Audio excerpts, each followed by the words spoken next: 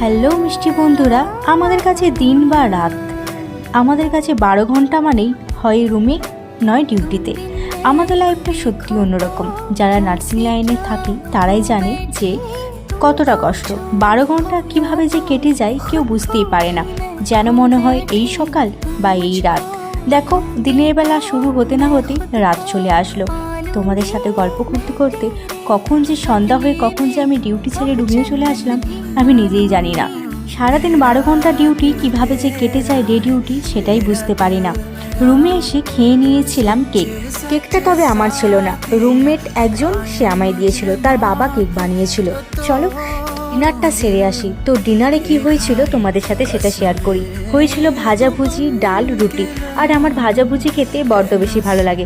খাওয়া দাওয়া কমপ্লিট করে আবার রুমে চলে আসলাম। চলো, আমি তো শুয়ে পড়েছি। আর আমার ভিডিও যদি ভালো লেগে থাকে অবশ্যই সাবস্ক্রাইব করে পাশে থেকো। তো চলো, টাটা। সকলে সুস্থ থাকো, ভালো থাকো। Good night.